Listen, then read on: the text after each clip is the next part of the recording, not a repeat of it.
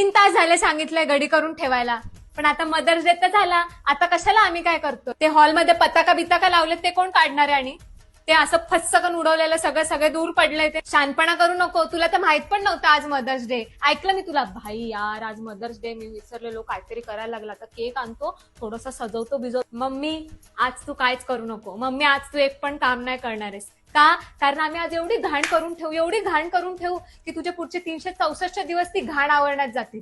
इंग्रज मेले. हॅलो थांब जरा, मावशीचा फोन आहे.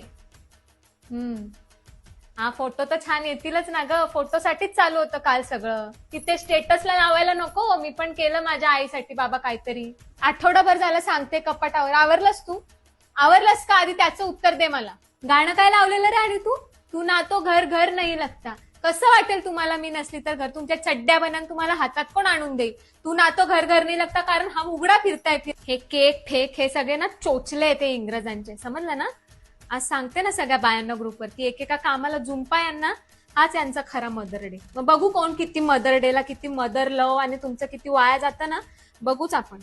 हे ऑन करून दे मला जरा. काय बोलू नको तर आरती करू त्याची. तुमच्याशी पण जरा बोलायचंय मला, तुमच्यामुळे जास्त लाडवलाय. या जरा तुम्ही इकडे या जरा.